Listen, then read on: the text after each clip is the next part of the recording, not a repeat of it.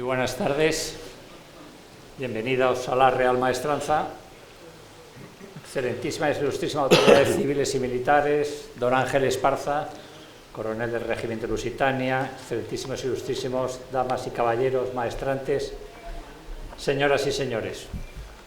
Continuamos hoy con una nueva conferencia en los jueves de la Real Maestranza de Valencia, que ya cumplimos la 10ª edición. Como expuso el caballero fiscal la semana pasada, este año afrontaremos temáticas diferentes referentes al arte, a la historia y a la literatura, que estamos seguros que les interesarán. Hoy presentamos la conferencia que nos impartirá el escritor don Alfonso Usía Muñoz Seca, de todos conocido por su personalidad y su larga e intensa actividad profesional en múltiples frentes. Quiero agradecerle muy encarecidamente su desinteresada colaboración con esta Real Maestranza, desplazándose ex profeso para impartirnos esta conferencia. Tal ha sido su aceptación que por primera vez nos hemos visto en la necesidad de ampliar nuestra capacidad con nuestra sala de exposición en el piso inferior. Quiero desde aquí enviarle un saludo a nuestros invitados en esta sala, rogándoles que comprendan nuestra limitación de espacio, ya que esta casa es del siglo XVIII y desde luego no se hizo para estas capacidades. Así que les deseamos que disfruten de la conferencia como si estuvieran aquí mismo con nosotros. La conferencia de hoy versará con su estilo tan personal sobre su reciente publicación Los últimos poetas golfos y bohemios, que aún seguro no nos dejará indiferentes.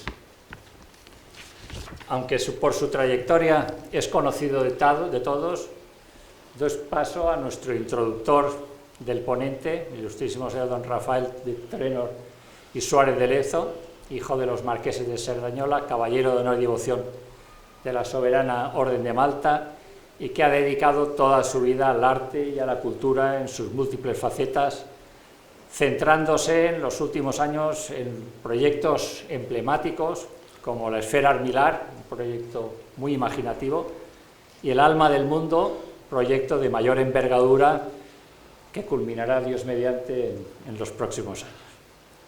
Sin más, doy paso a don Rafael Trenor. Muchas gracias, Rafa.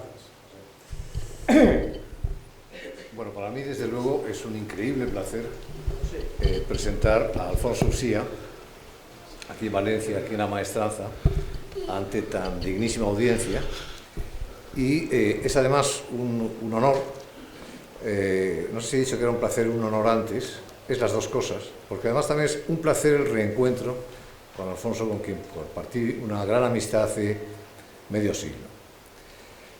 Por otro lado, es también afrontar un compromiso en el que me ha metido nuestro común amigo Rafael Puigmotó, porque lo cierto es que yo soy un novato en estas lides, y es la primera vez en mi vida en que presento a un conferenciante y la primera vez en mi vida en que modero un acto cultural, a pesar de que ya cargo con 70 años en la espalda. Pero en fin, cuento por tanto con su indulgencia y a cambio les anticipo que mi intervención será muy breve. Y será muy breve por dos motivos. Uno, porque estarán deseando oír a Alfonso Usía y disfrutar de su palabra y sus talentos, y en segundo lugar porque presentar a Alfonso es un disparate, podría llevar toda la tarde. Es tal el sinnúmero de cosas que ha hecho, el sinnúmero de cosas que ha escrito, de actitudes que ha tomado en la vida que insisto, me llevaría toda la tarde, por tanto más vale que pase rápidamente, ¿no? Encima de toda la obra que ha hecho, ese personaje en el que se ha convertido Alfonso Usía es hoy día un referente en España. Es un hombre público que siempre ha sido ajeno a lo público, pienso que jamás ha recibido ninguna subvención y, como Sócrates, cuenta con la atención de todo el país para compartir sus puntos de vista, para negarlos de vez en cuando, pero en cualquier caso respetado por todos, ¿no? Y así lleva varias décadas, seguramente medio siglo, que quizá no lleve medio siglo en esta situación, pero sí hace medio siglo, que es cuando nos conocimos, que fue en el norte de España, en San Sebastián. Eran tiempos en que hacíamos una vida social muy intensa, en que teníamos muchos amigos, en que nos veíamos en unas ciudades y en otras, Pamplona, San Sebastián, Madrid, pero en la que unos pocos nos movíamos por la pasión de la poesía, ¿no? Participábamos en concursos, nos leíamos nuestros poemas, manteníamos correspondencias de toda índole. Por ejemplo, yo conservo todavía una carta de 5 folios en la cual Alfonso, con un castellano inconcebible, consigue decir nada. Pero también tengo pequeños billetes, tarjetones, absolutamente cargados de significado y de contenido, ¿no? Leíamos bastante, tanto que en realidad no nos quedaba tiempo para el estudio de nuestras carreras. Por otro lado, nos solíamos enamorar muy a menudo, y no era raro que nos enamoráramos de las mismas mujeres, y desde luego siempre era para poder escribir más poesía, ¿no? Éramos monárquicos de Don Juan, nos gustaba vestir correctamente, y como miembros de familias muy numerosas solíamos andar siempre muy cortos de fondos, ¿no? Eso duró unos años, y después de esos años cada quien de aquel grupo continuó su camino, por diversas veredas. La vida nos fue modificando, pero nos fue modificando no a todos. La perspectiva del tiempo me ha hecho comprobar que Alfonso sigue siendo, y siempre ha sido, tal cual era entonces. Es decir, Alfonso es un hombre de una sola pieza. Las mismas fidelidades, las mismas aficiones, probablemente el mismo sastre. Nunca los ha variado, ¿no? Y de hecho, hace muy poco tiempo escribió una columna titulada «Estoy donde estuve». Al margen del tema central del artículo, me parece recordar que era la defensa de la infanta, lo que me di cuenta es que eso era realmente una definición de Alfonso. Estoy donde estuve. Siempre ha estado ahí, ¿no? Es una constante esencial de su vida y una perfecta definición, como acabo de decir, de su actividad vital. Jorge Luis Borges mantenía en el 69 que toda su obra posterior, toda su enorme obra, estaba ya prefigurada en su primer libro, que se titulaba Fervor de Buenos Aires, que se escribió en 1923. Efectivamente, nunca cambió de casa, nunca cambió de libros, nunca cambió de servicio, nunca cambió de amigos, ni de ropa, ni de ciudad. Iba cambiando permanentemente su obra. Es decir, todo aquello que no cambiaba en el exterior se producía en renovación permanente del interior. A Alfonso le pasa un poco eso. Yo creo que él también, desde niño, se supo nacido para la poesía y para el humor. Y a ello implacablemente ha dedicado y sigue dedicando su tiempo y toda su energía. Hace apenas un mes Eduardo Mendoza recibió el Premio Cervantes y de su discurso extraigo este fragmento. Quiero pensar que al premiarme a mí, el jurado ha querido premiar este género, el del humor, que ha dado nombres tan ilustres a la literatura española, pero que a menudo, y de un modo tácito, se considera un género menor. Yo no lo veo así, continúa Eduardo, y aunque fuera un género menor, igualmente habría que buscar y reconocer en él la excelencia.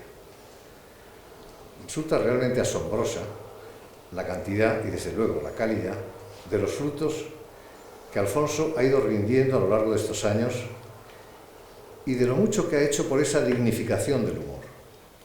Artículos de prensa, columnas que literalmente sostienen el edificio de más de un periódico, libros de creación, de ensayos, de investigación, antologías, programas de radio, televisión, cine. Ese sinnúmero de personajes nacidos de su estro y cuya vida acompaña a la nuestra, compartiendo las vicisitudes que va recorriendo España. Estarán pensando ustedes, sin duda, en el Marqués de Sotoancho. Pero hay muchos otros, como el doctor Borroño, Floro Recatado, el padre Escolano, etc., nacidos sobre todo de aquel inolvidable periodo del Estado de la Nación, en que efectivamente se reunió la excelencia de la que habla Mendoza durante unos cuantos años y que con Alfonso compartieron, entre otros, Chumi Chúmez, Antonio Azores, Mingote, Top, Coll y, sobre todo, el maestro TIP, Luis Sánchez Pollack, valenciano de pro y quizá el más inolvidable amigo de nuestro conferenciante. Y para cumplir con mi palabra, yo creo que ya va siendo hora de ceder la suya a don Alfonso Ursía.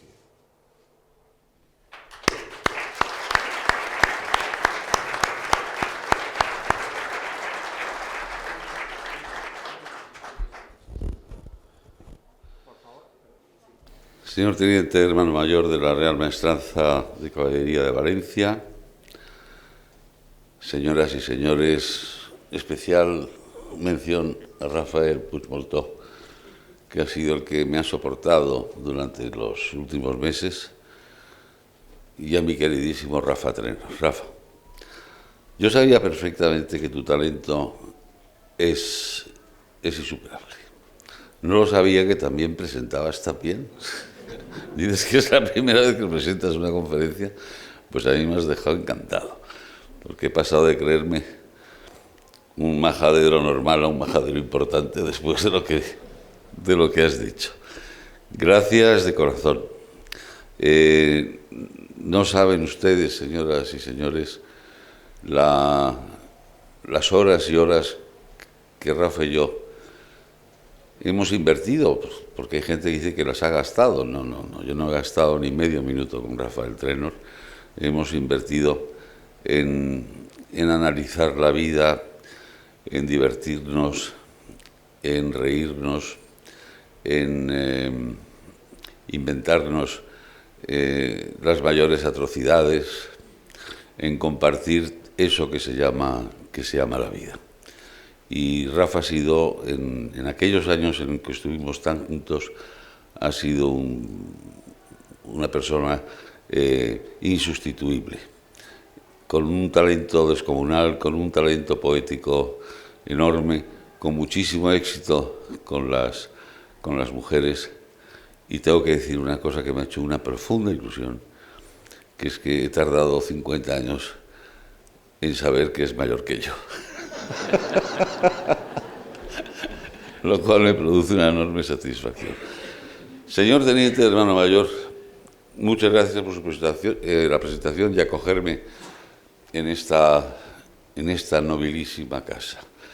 Se ha referido antes a mi desinteresada presencia aquí en Valencia a la llamada de la Real Maestranza de Caballería. Quiero decirle que no solo ha sido desinteresada, sino benéfica para esta Real Maestranza, por cuanto el AVE ha llegado con 22 minutos de retraso y Rafael Puigmoltó tiene en su poder el billete para la devolución dineraria.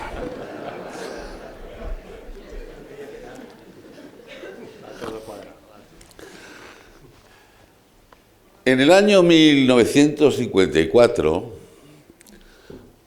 un poeta de Cuenca, notable, cursilón y muy enamorado de su palabra, Federico Muelas, dio el pregón del convento en el convento de la Encarnación de Madrid, el pregón de Navidad. Principió su pregón a las 7 de la tarde y a punto estuvo de no poder celebrarse la Misa del Gallo, porque se enamoraba de su palabra, se enamoraba del micrófono, se enamoraba de su voz, se enamoraba de las bobadas que decía. Y al año siguiente, otro poeta, Manuel Alcántara, afortunadamente vivo, malagueño, con el talento de su ráfaga andaluza, dio el pregón y por cortesía recordó a su antecesor. Y dijo: en el portal de Belén habló Federico Muelas, al terminar las pastoras eran ya todas abuelas. Yo espero que nadie envejezca durante mis palabras. Miren ustedes, voy a hablar de la poesía, eso que hablaba Rafa y antes, que efectivamente a ustedes les parecerá un poco ridículo, a lo mejor que a los 20 años estuviéramos hablando de poesía, pero es que era nuestra vida. Nuestra vida era la poesía, nuestra vida era la naturaleza, nuestra vida era, de pronto, contemplar cómo empezaban las ráfagas de la galerna después de 2 días de viento sur en la bahía de la Concha, pues todas esas cosas que forman los olores, los sabores de la vida. La poesía estaba absolutamente en todo. En el entresiglos del XIX al XX, fíjense, señores, bueno, yo no voy a decir lo de señores y señoras como vascos y vascas y todas esas cosas, porque se sobreentiende que cuando yo me refiero a los señores entran todos. Había en España 740 publicaciones de poesía, que podían ser semanales, quincenales, mensuales o anuales. Fíjese la cantidad de poetas, la perspectiva literaria que tenía que existir para que existieran todos esos. La poesía estaba en el amor, la poesía estaba en la muerte, la poesía estaba en el campo, la poesía estaba en la ciudad, la poesía estaba en las cumbres, la poesía estaba en las cimas, estaba en todo. Mi abuelo, don Pedro Muñoz Seca, cuando se instaló en Madrid en el año 1912 para estrenar su primera obra de teatro en Madrid, porque en Madrid era el teatro, el que no triunfaba ahí no triunfaba, se instaló en una casa de la calle Olózaga, junto a la Biblioteca Nacional, que regentaba un matrimonio de porteros, de aquellos porteros que formaban unos matrimonios invencibles, 60 años juntos. Y nada más instalarse, falleció el portero. Y a la semana murió de melancolía, de pena, que esa muerte existe, la portera. Y heredó la portería el hijo de los porteros. Y entonces se presentó y le dijo: don Pedro, ¿usted sería tan amable de escribir un poemita para esculpir la tumba de mis padres? Era difícil porque no los conocía apenas, pero salió del paso con mucha dignidad. Fue tan grande su bondad, tal su laboriosidad y la virtud de los dos, que están con seguridad en el cielo junto a Dios. Y se desentendió. Y a la semana siguiente apareció otra vez el hijo de los porteros: don Pedro, ¿me podría escribir otro poemita? ¿No le ha gustado? Sí, a mí me ha gustado mucho y me ha emocionado una barbaridad. Pero al que no le ha gustado es al señor obispo, que dice que usted no es nadie para asegurar que están mis padres en el cielo junto a Dios. Y entonces don Pedro escribió una segunda opción que decía: fueron muy juntos los dos, el uno del otro en pos, donde va siempre el que muere, pero no están junto a Dios porque el obispo no quiere. También fue rechazada la opción y ya llegó la tercera y última, que decía: flotando sus almas van por el éter débilmente sin saber qué es lo que harán, porque desgraciadamente ni Dios sabe dónde están. Y ahí están los pobres porteros sin tumba, sin inscripción y sin nada. El talento literario estaba en la poesía. El gran poeta satírico español, don Manuel del Palacio, explicaba, por eso también me adelanto a pedirles perdón si en algún momento meto la pata, la capacidad que tiene el español siempre de meter el remo en los momentos menos oportunos. Diálogo al vuelo cogido en el baile de Menchaca: oriénteme usted, querido, ¿quién es esa horrible vaca que al pasar le ha sonreído? Se lo diré, caballeros, doña Julia Terrón, hija del duque de Ampuero y madre de ese ternero que está a su disposición. He sido siempre lo que se llama un ratón de bibliotecas y de librerías de viejo. Y en una encontré, en una librería de epitafios, de inscripciones en los cementerios, un poema bellísimo de un poeta llamado Dámaso Ferrer, valenciano, que debe ser de obra muy breve, porque he intentado buscar cosas suyas y realmente no aparece. Para explicarles que la poesía estaba hasta en los sueños de las tumbas, hasta en los sueños de las oscuridades. Y este hombre se quería llevar a su muerte, a su descanso, todo lo que amaba de Valencia, en unos versos bellísimos que se llaman Yo quiero para mi tumba. Yo quiero para mi tumba el azul de la albufera, la luz de la malvarrosa, mi Virgen junto a una rosa, mi Cristo junto a un clavel, el aroma de la piel de mi Valencia adorada. No quiero en mi cinto nada, ni en mi sudario apariencia. Quiero trabajo, decencia, amor y jamás cizaña, mi señera de Valencia y mi bandera de España. La guerra civil está a punto de terminar. Todo esto rodea una época que puede ser dura, pero es una época en la que vencedores y vencidos dentro del talento de la poesía se hermanaron. La guerra civil a punto de terminar con la victoria de media España sobre la otra media. El último parte de guerra del ejército vencido se redacta y difunde el 27 de marzo de 1939. Curioso contenido.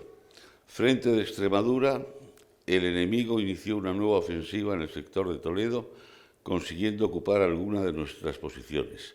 En los demás sectores de este frente, sin noticias de interés. No consideraban de interés en una guerra haber perdido la guerra. Los partes del otro bando tenían un contenido muy diferente y ya estaba redactado el último, solo a falta de hacerse público 5 días después, el 1 de abril. La guerra ha terminado. Termina la guerra y principian la gloria y el suplicio, la congratulación y la venganza, la pujanza y la miseria. Victoria y derrota de la misma tierra, de la sangre misma, de la misma patria. España ha vencido y España ha sido derrotada. Para los triunfadores, la euforia; para los vencidos, el éxodo, la purga, el perdón o la marginación. El 22 de febrero ha muerto en Coyur Antonio Machado. Yace bajo la horrible bandera republicana, aquella que una víctima inocente del odio, Pedro Bulloseca, mi abuelo, asesinado en Paracuellos del Jarama 3 años antes, el 28 de noviembre de 1936, por el Frente Popular, rechazó con enorme elegancia. Soy un español sencillo, al que no gusta el morado, al lado del amarillo, debajo del colorado. Es el Madrid del triunfo y el Madrid de la derrota. No se puede inventar un panorama diferente en los tiempos que siguen en una lucha entre hermanos. Poco a poco la gran ciudad se va tragando los rencores, mucho más suaves y efímeros que en los pueblos donde aún 80 años después permanecen. El madrino cherniego y golfo se adueña de la literatura y cela apunta detalles, frases, situaciones y personajes para su colmena. Madrid del hambre y del lujo, de los camuflados y de los soberbios, de los caballeros mutilados y los jodidos cojos, y el remanso en los cafés y los cabarets, los últimos más restringidos al dinero, los primeros más abiertas a todas las miserias. Era el Madrid de las 4 P's, los policías, los políticos, los periodistas y las putas. Tertulia en el bar del Palace, o en Mansart, o en Balmoral. Allí van los triunfadores. De cuando en cuando, por alguno de los 3 aparece Agustín de Foxá, conde de Foxá, un escritor portentoso, lúcido, escéptico. Es diplomático y su ingenio no le ayuda en la carrera. Está destinado en la Embajada de España en Roma, la Roma de Mussolini y de su yerno, el conde Chano. El conde Chano es verdaderamente el que manda, el que instruye, el que decide, el que influye y el que mangonea. Y es el invitado de honor de una recepción en la Embajada de España. Acude con su mujer, la hija del duce, que mientras su marido se dedica a la política, ella contrarresta con la cama. Los cuernos masculinos no se perdonan en Italia. Chano es el que manda, pero es un cornuto. El invitado de honor de la recepción en la Embajada de España, el casi dueño de Italia, observa cómo el diplomático Foxá bebe un whisky detrás de otro, un Foxá lúdico, brillante, desaliñado y cachondo. Con esa capacidad para la impertinencia que solo concede el poder omnímodo, Chano se acerca a Foxá y le comenta: Foxá, a usted le va a matar el alcohol. Y Foxá, siempre sometido a la rapidez de su ingenio, le responde: y a su excelencia le va a matar Marcial Lalanda. Escándalo mayúsculo. Foxá es cesado y castigado y vuelve a Madrid. Son los años, los de su castigo, en los que las tertulias sociales, políticas y literarias se adornan con la presencia y la palabra de su talento descomunal. Tiempos del ingenio de la tertulia recuperada. Antonio Díaz Cañabate, castizo madrileño, ataca a Foxá en una crítica teatral. Le revuelve el estómago el ingenio rápido e insuperable de aquel conde gordo, tan sucio como él, tan distraído como él, mucho mejor escritor que él, más viajado que él.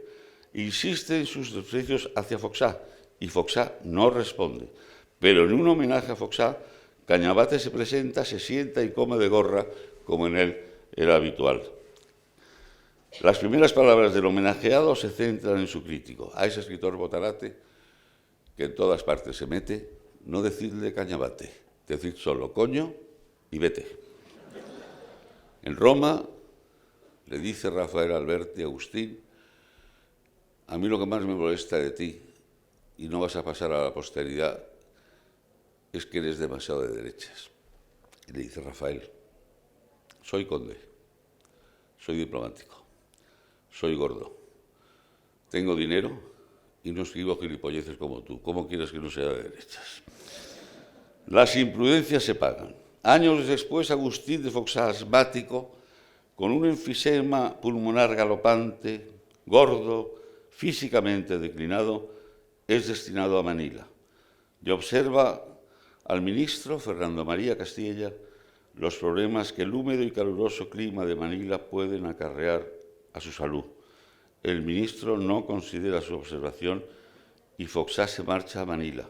Sabe que su vida se extingue, que su organismo ya ha cedido, que su futuro es una simple ilusión poética, que su amor le ha traicionado y que España como sistema recela de su presencia y de su libertad. Se encierra en los sótanos del Café León, en la calle de Alcalá, y le escribe al ministro de Asuntos Exteriores un poema, La melancolía del desaparecer, que dedica al ministro, que es una de las más portentosas composiciones que se han escrito en la antesala cierta de la muerte.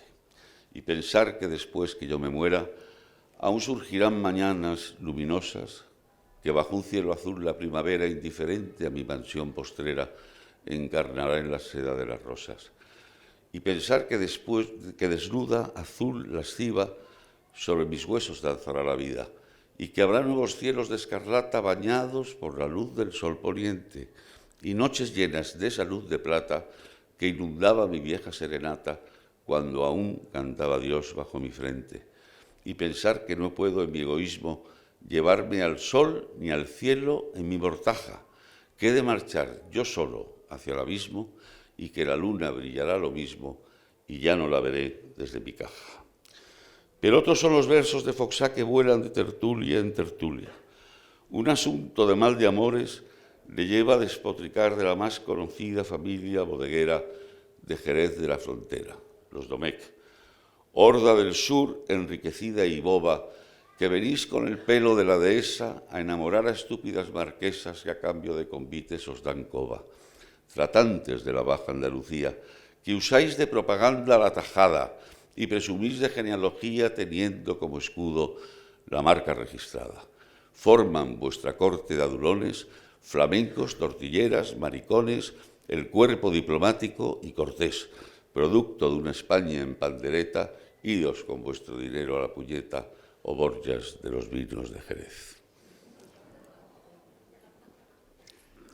Se inspira en un terrible poema que escribe don José Martín, tío, primo hermano de don José María Pemán, al señorito de Jerez de principios de siglo.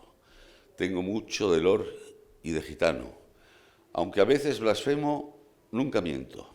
A una monja rapté de su convento y de 10 hermandades soy hermano. Es mi capa la capa más raída y mi frac es el frac más elegante. con todas las mujeres soy galante, aunque a veces le pego a mi querida.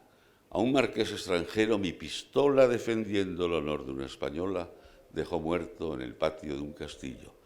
Y en los jardines de una venta maja, a un gitano tendí con mi navaja, discutiendo no sé qué fandanguillo. Sus poemas satíricos, como los de Quevedo a Felipe IV, no tienen autor. No lo tienen oficialmente porque su estilo es inconfundible. Se entiende su lentísima ascensión en la carrera diplomática.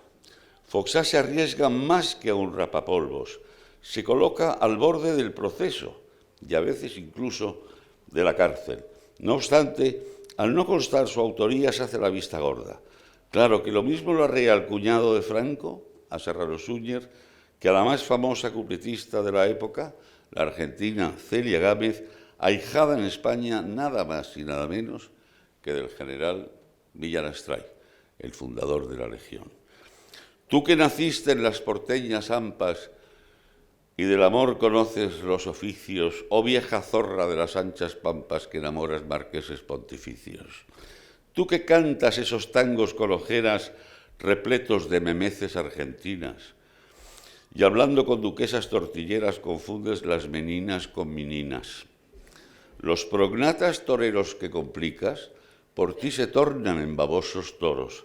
Vas al flamenco con señoras ricas y estrenas obras con cretinos coros escritas para ti por los maricas que sueñan con los culos de los moros.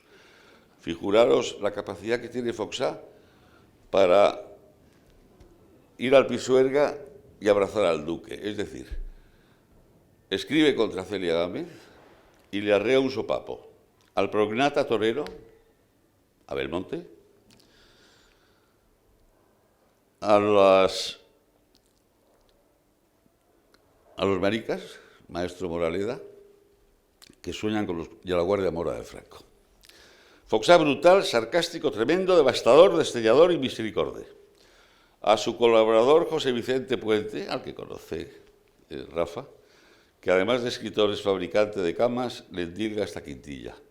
Es cursi, se cree Osuna, escribe sin gracia alguna, destroza honores y famas y es fabricante de camas aunque carezca de cuna. Puente ha escrito un epigrama contra el premio Nobel Jacinto Benavente, de quien se saben sus apetencias masculinas. Benavente ha estrenado su comedia Una señora en el Teatro Infante Isabel de Madrid y Puente recita en Mansart sus versos después del estreno. Don Jacinto Benavente ha estrenado Una señora y es lo que dice la gente, ya era hora, ya era hora. Benavente le responde en su tertulia del Café León: hace camas y comedias, pero con tan mala suerte que en las camas te despiertas y en las comedias te duermes. En Madrid nace el impulso de las tertulias literarias. La corte se llena de poetas, unos gloriosos, otros lamentables. Se entremezclan, conviven y se disputan las flores y los laureles. No todas tienen autor. Muere un aristócrata, un conocido marqués, y alguien le dedica este bellísimo y amable epitafio. Dejó este mundo de abrojos al fin el señor marqués. El marqués cerró los ojos, los tres. De bar en bar, de taberna en taberna, de café en café, vuelan los versos de unos y de otros. Por Madrid circulan los que un tal Maese Pérez ha escrito sobre el cambio de apellidos del nieto mayor de Franco. Por la alta bondad de Dios, que en sus mercedes no es banco, en vez de un Francisco Franco nos encontramos con dos. El uno del otro en pos nos llegan por nuestro bien, pero Dios nos libre, amén, de que doblando la hazaña, salvada por uno España, la salve el otro también. Estos versos, anónimos y escondidos, como es obvio, inducen a una periodista a escribir un artículo en Informaciones en el que define de cobarde, de emboscado, de serpiente a su autor. Y el autor se calla, no responde. Pero años después, cuando al fin se recupera la libertad de expresión, el callado le dedica a aquella periodista un soneto demoledor. Sus tercetos son dignos de Quevedo. Llamarte fresca, pobre sonaría. Llamarte zorra no daría tu talla, pues por puta te tienen las personas. Y llamarte putísima sería como llamarle cerro al Himalaya, como llamarle arroyo al Amazonas. Moda desatada, nace las tertulias, alforjas para la poesía, versos a medianoche, café Varela, artis, adelfos, tartesos, versos con faldas. Casi todos los poetas pertenecen a todas las tertulias y se pasan el día hiriéndose los unos a los otros. Entre poema y poema, maldades, chismes, líos, lechos, cuernos, botellas, pufos y desaires. Y ahí sobresalen dos poetas sobre todo, Juan Pérez Creus y Manuel Fernández Sanz, también conocido como Manolito el Pollero, solo por el hecho de que era dueño de una pollería. Manolito el Pollero era la alegría de aquellas tertulias y Juan Pérez Creus era más duro. La poetisa María Antonia Ibarra está en alza. Está en alza por dos razones, porque ha publicado su primer libro de poesías y al mismo tiempo porque es la única que tiene dinero de todo el Café Gijón. Y todos los colegas aplauden sus versos, festejan su presencia y piden su cercanía.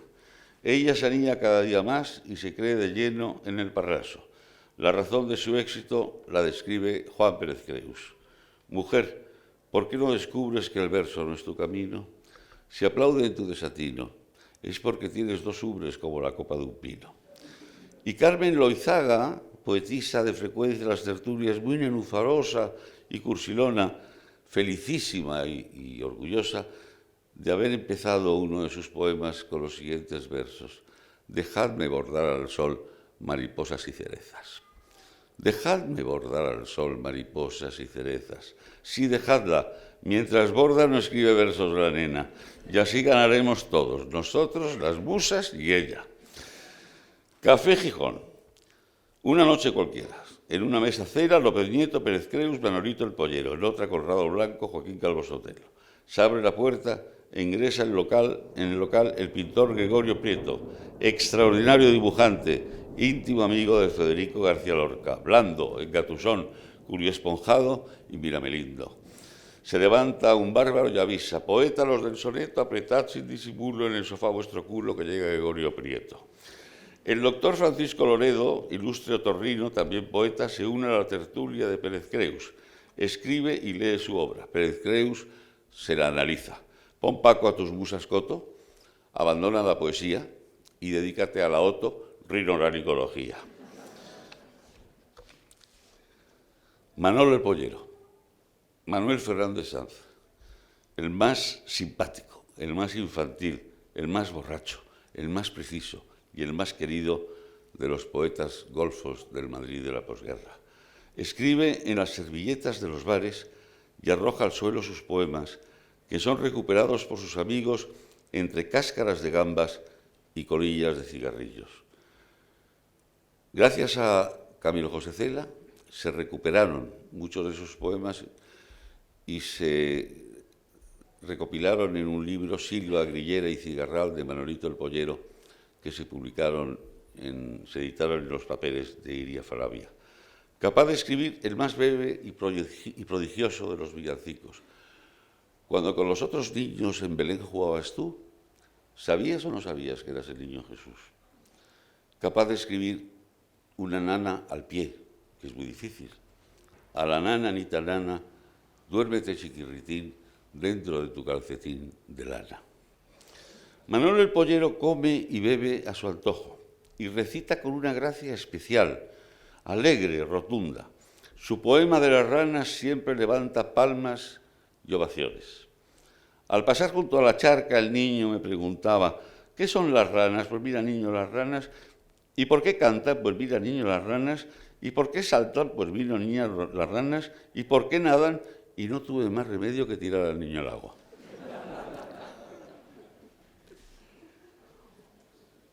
Se lo merecía. Su poema La Semana Santa es una delicia surrealista. Jueves Santo, Viernes Santo, duro y llanto, tanta aflicción es de espanto. no sé ni cómo lo aguanto, ni soporto ni resisto. Ver a Dios, el ver a Cristo, tragar hiel, está tan visto, y en filas indias detrás y delante nazarenos, unos 10.000 indio más o indio menos. El interminable lote, por docena un iscariote de agudos de capirote, y el impertinente brote de unicornios, la teoría del cuerno, rogándole al Padre Eterno que nos libre del infierno y el blandón, el cirio, el hacha, el cirio, el blandón, y suma y sigue la racha y toma más procesión, y otro paso y otro envite, hasta que Dios resucite. ¿Y qué tonos? La semana está de monos, y va que arde la cera, litúrgica la carrera, la de Cristo nos espera. Muchos cucuruchos. Ya es Francisco Umbral un prodigio de las letras, joven, impetuoso, florido en la prosa, diferente en su estilo. Pero en una reunión de escritores en Jaca no se le hace demasiado caso. Claro, iba con auténticos maestros y él era un joven emergente. Decía Juan Pérez Creus, Umbral en Jaca no ha sido el centro de la atención y está bastante jodido. Le ha causado indignación el quedarse en su apellido. Los golfos no perdonan una tarde de tertulia y menos aún una noche. El poeta Gerardo Sánchez, volcánico y enamoradizo, pierde el norte y el sur por una bicetiple que trabaja en las revistas de Celia Gámez, tan guapa que Celia Gámez la despidió por atractiva. La bicetiple, según parece, ha pasado por las manos de varios componentes de la tertulia, y así se lo advierte la Sánchez, que le ha prometido matrimonio. Sánchez se enfada y defiende el honor de su dama como un épico caballero de la Alta Castilla. Pero los golfos insisten. Aunque Sánchez se incomode, Margarita Suripanta no es una tiple que jode, es una puta que canta. El conde de Mayalde es nombrado alcalde de Madrid. Con este motivo, su malvado abuelo, el conde de Romanones, pronuncia en público una frase muy humillante. Muy mal tiene que estar Franco de gente para nombrar al alcalde de Madrid al tonto de mi nieto Pepito. No fue un mal alcalde, y al cabo de los años lo fue por segunda vez. Cuando se produjo el segundo nombramiento, y aprovechando que Mayalde era a su vez ganadero de reses bravas, Matías Prats le escribió un delicioso epigrama. Se decía que los toros de Mayalde manseaban más de la cuenta en la suerte de varas. Mayalde otra vez alcalde, cosa rara entre las raras, será el único Mayalde que haya tomado 2 varas.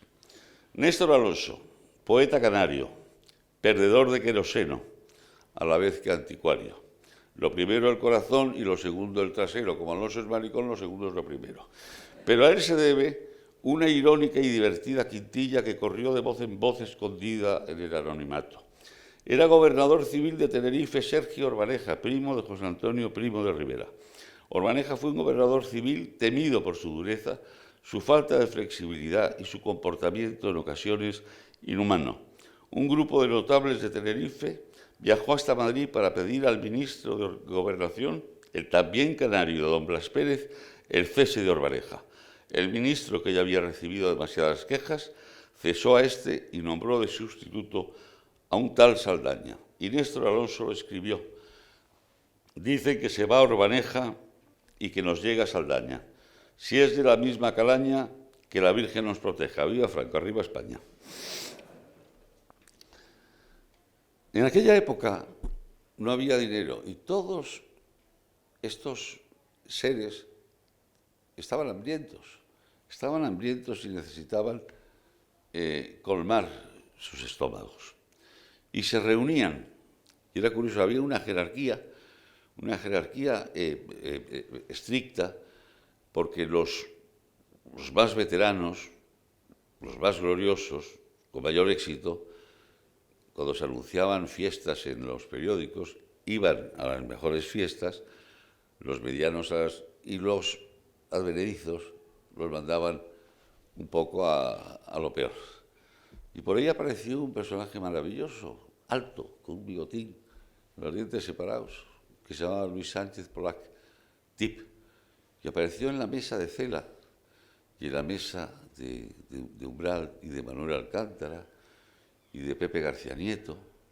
Y dijeron, ¿pero tú quién eres? No, pues yo escribo de vez en cuando. Y entonces nos mandaron a una boda un tal Senén que nadie conocía. Y a la vuelta ya Tip se ganó a los valerosos cuando les explicó en una cuarteta qué tal había sido la boda de Senén. En la boda de Senén hubo pastas, dulces, frutas, maricones y hasta putas. En fin, que estuvo muy bien. Era Manuel Lozano Sevilla, además del primero que retransmitió los toros en televisión española, el taquígrafo personal de Franco y el encargado de escribir las crónicas de los viajes del Generalísimo. Nadie estaba autorizado a cambiarle ni una coma y todos los periódicos obligados a publicar sus trabajos.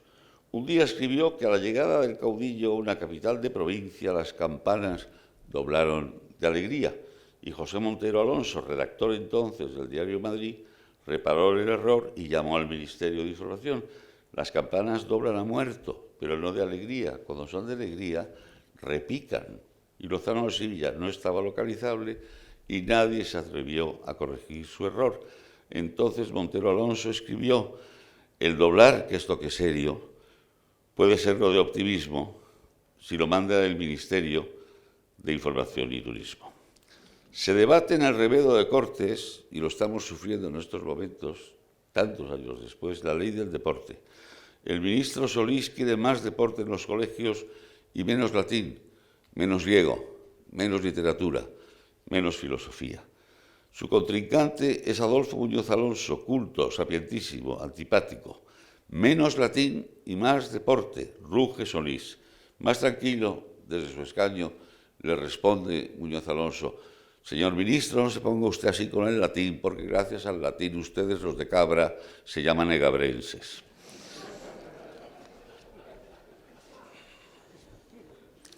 Es Joaquín Ruiz Jiménez, ministro de Educación. Con los tiempos, por sus saltos y peripecias, así como por su ingenua bondad, fue llamado Sol Intrépida. El origen del mote viene de los cafés bohemios. Unos dicen que fue Cela, otros Pérez Creus. Se sabe que fue Foxá. Hombre de vida devota, ha sido siempre su afán parecer un sacristán, y se nota. Los chimes de Camba triunfan. Lo sentimos, señoras. Los hombres somos unos jabalís. Somos unos seres deleznables. Somos unas personas que a los 10 minutos de estar tomando una copa siempre hablamos de lo mismo. El poeta vasco Juan Ibargüen tiene fama de ser un gran conquistador. La mujer que cae en sus brazos, deseada por todos, cuenta la tarde siguiente la escasa maestría de Ibargüen en los menesteres del lecho e incluso su falta de tino. Ibargüen se entera del comentario y dedica a la indiscreta, con un enorme sentido del humor, una quintilla que recogería Cela en su diccionario del erotismo. Porque una vez no atiné, lo proclamas con orgullo. Otra vez me colgaré un farol en el capullo y en cada huevo un quinqué. Con el paso de los años, la aspereza se suaviza y se abre la puerta del surrealismo, el absurdo, la autocomplacencia en el ridículo. La poesía se hace más blanca y más inocente. Así la manera de consolar de un novio a su novia. Calla y no llores, mujer, que descendemos del mono, pues ¿qué le vamos a hacer? Se ridiculiza a los clásicos. El erotismo se esconde en el doble juego de palabras, como en este canto al pirulí de Jorge Llopis, pirulí portentoso, caramelo exquisito, cuyo modo de empleo su sencillez pregona, pues se escoge, se paga, se quita el papelito y sin soltar el palo se coge y se succiona. El sexto mandamiento se convierte en una obsesión que aún perdura. Si en el sexto no hay perdón, ni en el novento rebaja, ya puede el Señor llenar el paraíso de paja. Y se busca un puesto oficial. El puesto oficial, el ser funcionario del Estado, es lo que ansían muchísimos poetas y escritores. Lo consiguieron mediante enchufes y manejos, empleos de oficinista en más de un ministerio. Algunos duraron muy poco, como uno de los grandes genios de la literatura española del siglo XX, Ramón Gómez de la Serna, cuando respondió al requerimiento de su jefe de sección con esta cuarteta: la sección está al corriente y los papeles en regla, nada tenemos pendiente, salvo el bolo que me cuelga. El humor en ocasiones adquiere los tintes de la heroicidad.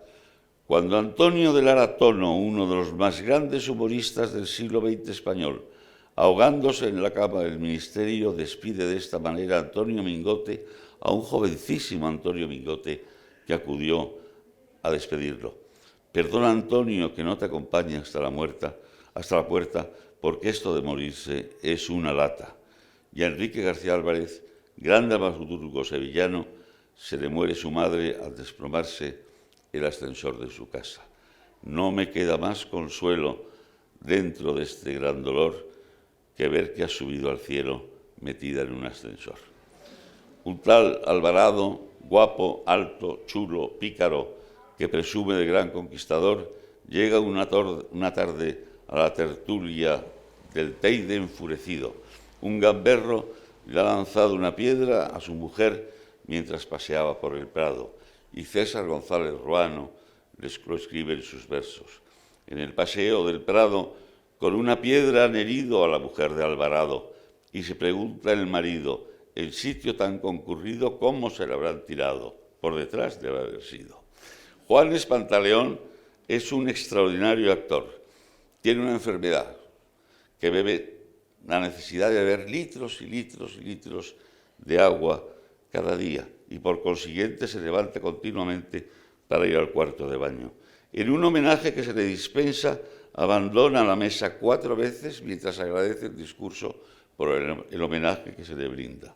Y a la quinta, Eduardo Manzanos le dedica este epigrama: bebiendo agua no es manco, y tiene una menina con una turbina que de conocerla la inaugura Franco. Francisco Vera, picador de manolete y de arruza, y muy dado al éxito con las mujeres. Eduardo Manzanos le dedica esta estrofilla: el picador Paco Vera picó en la plaza de Lora a un toro de tal manera que echó el palo a una señora que estaba en contrabarrera. Y el poeta tinerfeño Manuel Verdugo fue el primero en atreverse a salir del armario, y no solo atreverse a salir del armario, sino a camuflar durante sus clases de literatura en los colegios y en las universidades sus aficiones homosexuales. Si el hombre quiere imperfecto la perfección alcanzar, el buen camino es el recto y por él debe tomar. Son los descendientes de los poetas del ingenio, los que engañan con la palabra para encontrar la sonrisa, los que juegan con el lenguaje con maestría. Te quiero, jo, te quiero, jo, te quiero joven y bella, como una pura doncella, y con mi pi, y con mi pi, y con mi pícara mano, tocar las teclas del piano. La gran ciudad, la modernidad, ha acabado con todo.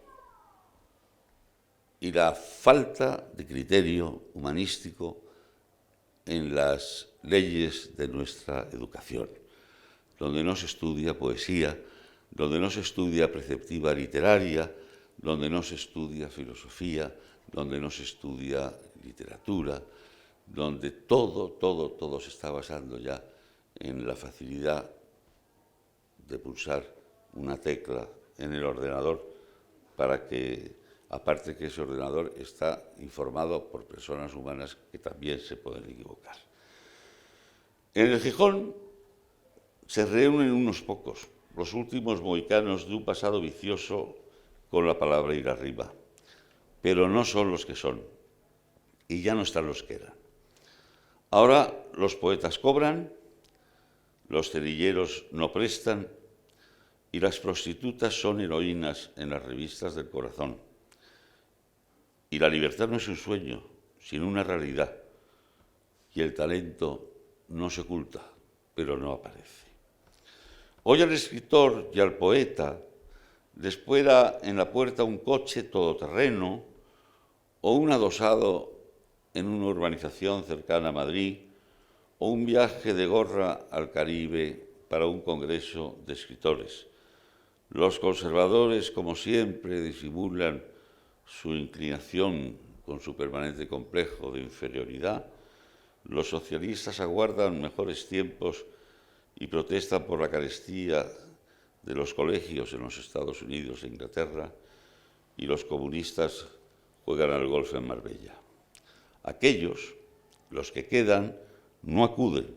Los golfos del ingenio bohemio. A don Antonio Machado se le fue la última España sin consistencia. Este hombre no es de ayer ni es de mañana, sino de nunca de la cepa hispana. No es el fruto maduro ni podrido, es una fruta vana de aquella España que pasó y no ha sido, esa que hoy tiene la cabeza cana. La España golfa de la literatura tiene en efecto cana la cabeza y calva la cabeza, y es memoria y es recuerdo, pero fue, existió, brilló y triunfó. Aquella España movió al aburrimiento, sacudió el hastío, durmió a la tristeza y llegó a culminar desde la más absoluta golfería y algunas veces procacidad un maravilloso proyecto literario. Por vuestra educación y vuestra atención y paciencia, muchísimas gracias.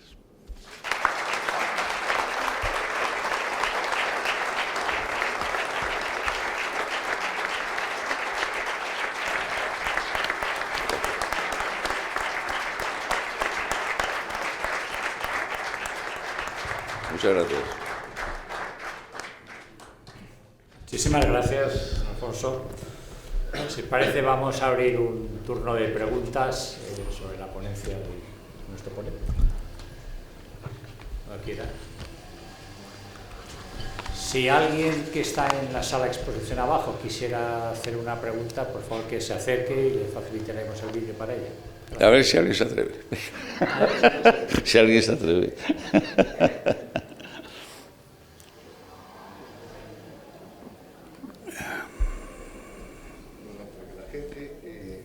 ¿Se anima o no? Te voy a hacer una pregunta muy leve. Recuerdo en uno de tus libros, no sé si es en el de las formas, en que niegas la palabra lecho en pro de la palabra cama. Y te he oído manejar 2 veces la palabra lecho. Sí, porque yo la utilizaba mucho, porque rimaba con pecho. No sospechaba. Bueno, ellos la utilizaban una barbaridad. Hoy he escrito sobre lo mal que se habla, sobre todo el lenguaje ese de lo políticamente correcto. Eso que se dice ahora, el hacer un proyecto sostenible. Cuando tenemos el estable siempre ha sido lo mismo.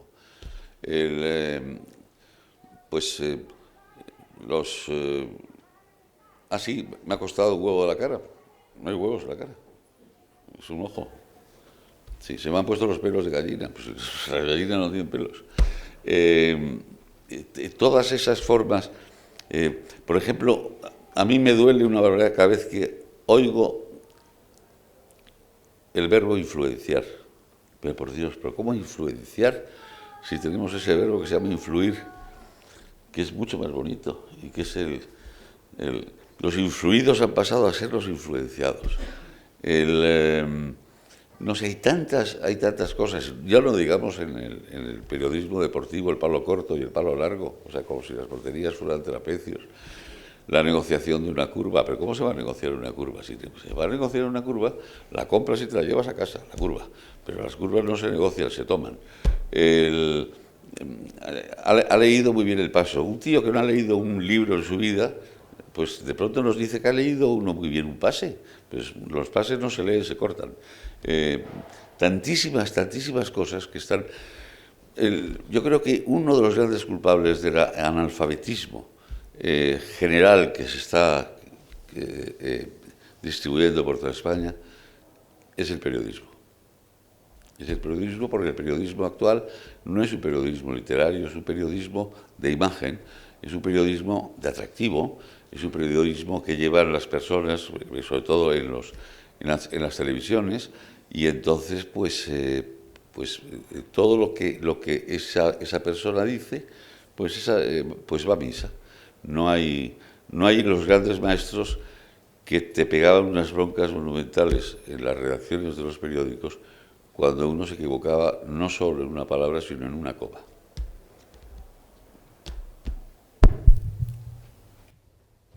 Buenas tardes. Buenas tardes. Un escritor que, bueno, todos admiramos la pluma de Alfonso Usía, pero es una pluma afilada, es decir, a lo largo de tantos años de profesión has criticado a mucha gente, has ridiculizado a mucha gente, a veces con personajes imaginarios, que entonces criticar ese personaje imaginario donde muchos podrían estar representados, vale, pero con nombres y apellidos tantas veces, ¿no has tenido ningún problema a lo largo de tu vida con todos esos criticados, o qué anécdotas o experiencias nos puedes contar de...? No he tenido nunca una condena penal, condena por querella. He tenido una condena de indemnización por lo civil, ¿no? He tenido momentos maravillosos en un juicio que sí era penal ante el juez, pues se creyó conmigo un señor de la ETA por decirle al final yo se lo expliqué al juez: señoría, es que la poesía consonante te manda la rima, y entonces la rima consonante era adre, y al final digo, pues me cago en tu padre. Bueno, y entonces se creyó el padre, pero yo vi que el juez se reía y intuí que no. Después se creyó conmigo el marqués de Villaverde, con el que yo tenía muy buenas relaciones. Se creyó conmigo la Mesa Nacional de Ribatasuna. Se creyó conmigo, he tenido 5 o 6 querellas criminales, pero todas han sido archivadas ante el juez. Y sí, claro que he tenido muchísimas, pero mucho más peligroso que las querellas o que las demandas son las reacciones. Porque claro, quizá en algunas ocasiones me he significado demasiado. Y entonces eso te permite, te impide ir con la plena libertad y tranquilidad por la calle, sobre todo por algunas calles y sobre todo por algunas ciudades. Por ejemplo, pues mi forma de seguir me ha hecho prácticamente prescindir de un escenario que es el amor de mi infancia y mi juventud, que es San Sebastián. O sea, pues, bueno, pero a veces hay que tomar partida y saber prescindir de lo que más te gusta.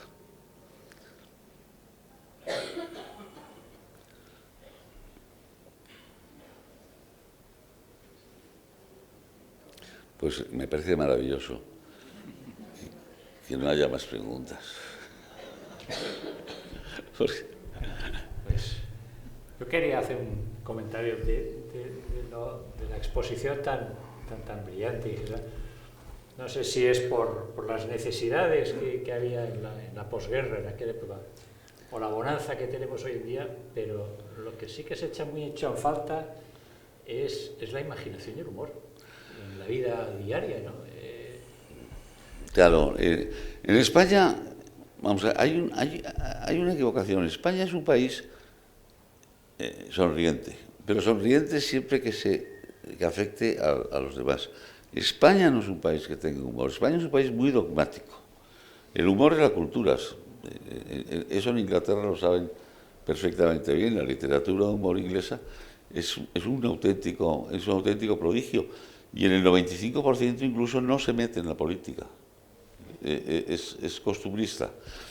En España, un poema puede hacer reír a los a los adversarios del criticado. O sea, la crueldad satírica española es inmensa, pero el español en general no tiene sentido del humor, porque el dogma y el humor están reñidos. Y el español estamos muy acostumbrados a crecer y a vivir entre dogmas. Y no me refiero a dogmas religiosos, sino a dogmas familiares, a dogmas sociales, a dogmas coyunturales. Pues no. El español no tiene sentido del humor, los españoles somos muy ásperos, y ahí está un poco la diferencia entre Wodehouse, Oscar Wilde, Joan Butler, o Quevedo, Villamediana y cualquier poeta satírico del siglo XIX, que son brutales. El micro, sí. Sí, don Alfonso, buenas tardes, muchas Buenas gracias. tardes. Lo hemos pasado muy bien, al Muchas menos yo gracias. y mi mujer y yo. Al hilo de esta contestación, se me ha ocurrido esta última pregunta, o tal vez primera mía y puede haber más, que es la diferencia entre los escritores del siglo XIX, que ha citado, tan ingeniosos, y duros y golfos, y los escritores o poetas de hoy. ¿Es que no escriben hoy o es que hay tanta populismo que no llegamos a ver lo que se escribe u oír lo que se escribe? Es que hay muchos menos escritores, de verdad. Ya he dicho que había 740 publicaciones entre siglos XIX y XX de poesía, solo dedicados a la poesía. Fíjese usted la cantidad de poetas que existían en España para poder llenar 740 publicaciones. Ahora mismo, una revista de poesía, si no está subvencionada, no tendría ninguna posibilidad de sobrevivir. Porque la gente ha perdido la perceptiva literaria, porque la gente no sabe lo que es un endecasílabo, porque la gente no sabe lo que es una rima consonante, porque la gente no sabe lo que es un acento, porque la gente no sabe lo que es decir, no, es que todo eso. Yo me acuerdo en el colegio del Pilar, cuando yo tenía 8 años, nos obligaban a aprendernos unos versos larguísimos. Y yo decía, pero qué pedazo decía lo que eran. Pero ¿para qué me sirve a mí aprenderme de memoria la Pedrada? ¿O para qué me sirve aprenderme de memoria el romance del Cristo de la Vega, de Zorrilla? ¿Y para qué me sirve a mí aprenderme de memoria la canción del pirata de Espronceda? Pues claro que me servía porque ellos me hacían saber lo que es la musicalidad de los 8 sílabos, de las 8 sílabas, de las 11 sílabas. Me obligaban a tener la capacidad de retención mnemotécnica para aprender los versos.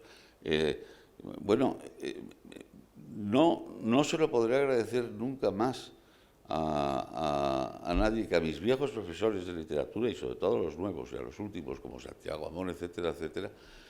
Cuando Santiago Amón me dijo, mira, Alfonso, tú tienes que leerte el San Juan de la Cruz, el canto espiritual, 30 veces. Y la 30ª vez que tú te leas el canto espiritual, le seguirás sacando a cada verso un matiz diferente. Porque ahí está la poesía. La poesía es San Juan de la Cruz, después nadie y después todos los demás. San Juan de la Cruz es un poeta que leyendo el mismo poema continuamente, el poema se va renovando.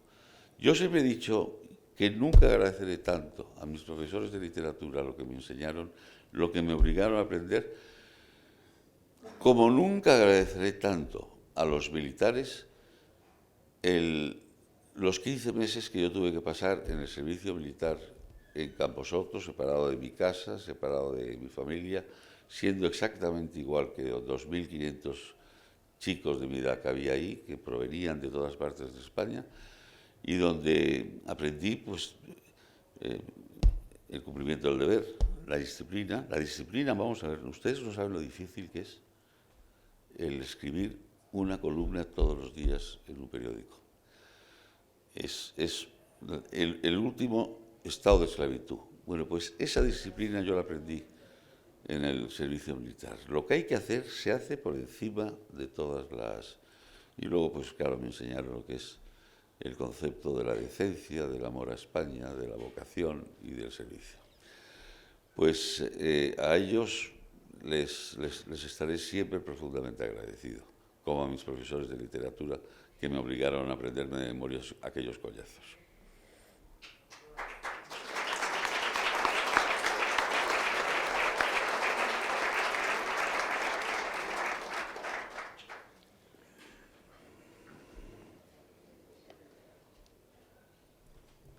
¿No hay ninguna pregunta más?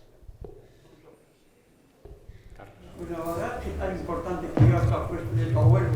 ¿Por qué no has inventado y has sacado a colación cosas tan importantes como él te ha enseñado o has aprendido de él?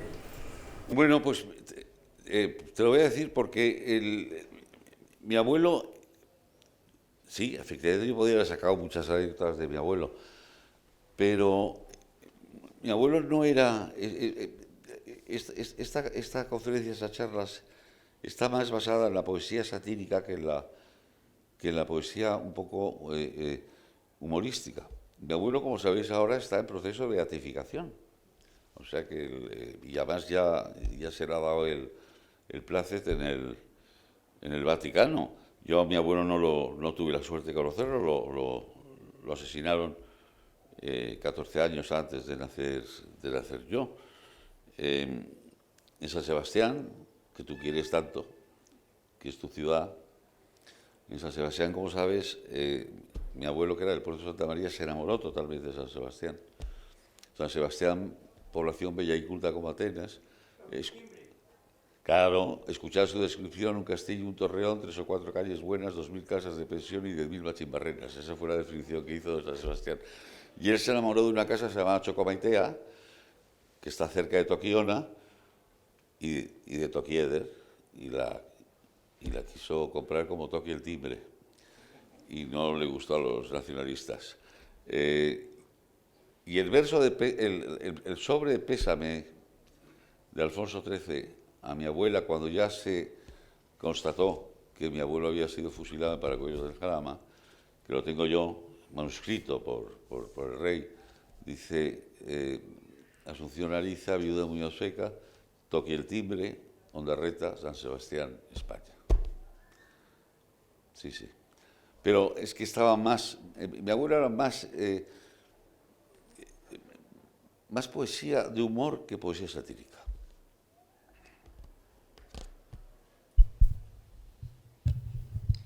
Alfonso, yo quería preguntarte si verdaderamente crees que, bueno, vosotros habéis sido una generación, aparte de escritores, de humoristas, quizá en una época que había que tener un ingenio, agudizar muchísimo el ingenio, porque por la censura, por lo que hubiera.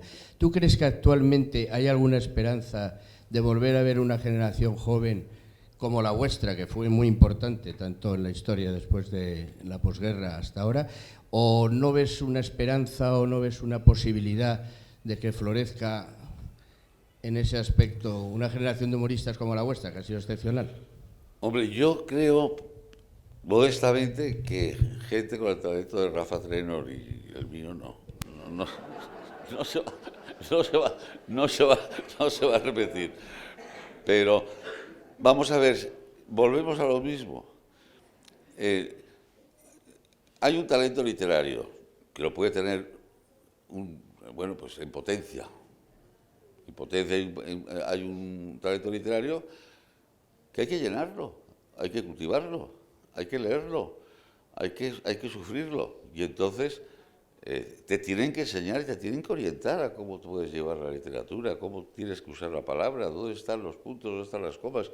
Todo eso se aprende. Si es que eso ahora no se enseña.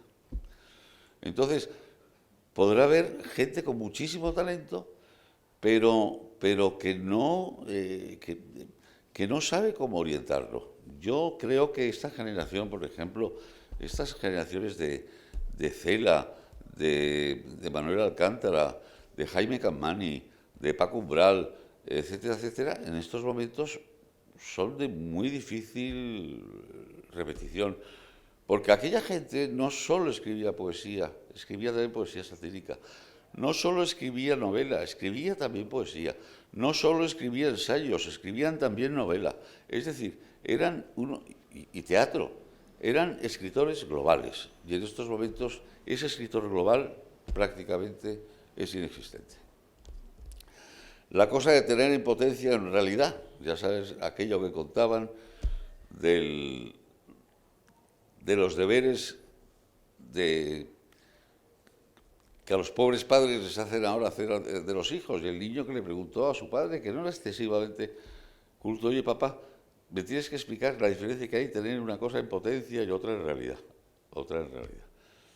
Dijo, pero es que a mí nunca se me ha ocurrido esto.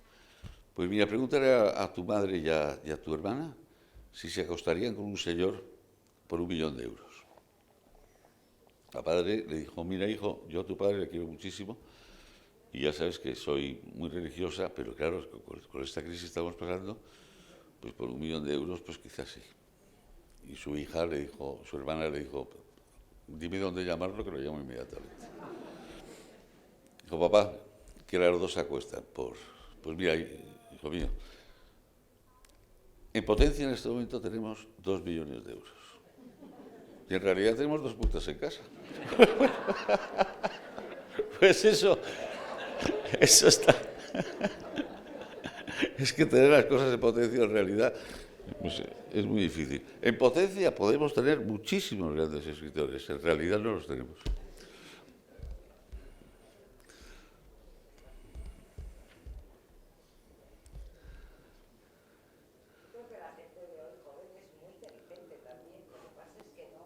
Es muy inteligente, está orientada a otra cosa. Por ejemplo, ellos son admirables en el dominio de esos aparatos que nosotros no sabemos manejar. Mira el teléfono que yo uso, porque es que no, a mí es que no sé poner ni un mensaje. Y entonces hay un niño de 6 años que te pone todo a tu disposición. Pero ese dominio de la facilidad de la cibernética, de la nueva tecnología, también abruma un poco su desarrollo, porque lo tienen mucho más fácil. Nosotros, mira, yo tengo, de lo único que he hecho, yo tengo una estupenda biblioteca. Bueno, yo cuando tengo una duda siempre sé dónde está el libro, donde yo puedo aclarar esa duda. Y cojo el libro y lo busco y me oriento. Otras cosas porque lo he leído. Eso ya ha sido un esfuerzo. Ahora mismo todo te lo dan hecho. Y entonces ese desarrollo, ese esfuerzo que necesita toda inteligencia para ser más inteligente, lo tienen muy fácil. Pero, por supuesto, yo creo que cada generación es más guapa, cada generación está mejor alimentada, cada generación puede tener una brillantez. Yo no soy eso, es que aquellos lo pasaban fatal y tienen muchas lagunas en sus formaciones y cada vez es más fácil formar a la gente, pero con menos esfuerzo de la gente. La exposición que nos ha hecho, yo decía en mis primeras palabras que no nos iba a dejar indiferentes, y yo por lo menos en lo que creo que es importante en una conferencia es que te genere muchas preguntas, y luego inquietudes, y yo creo que eso es algo que habrá generado en todos nosotros y que nos dará temas que pensar. Muchísimas gracias. Y eso es muy importante.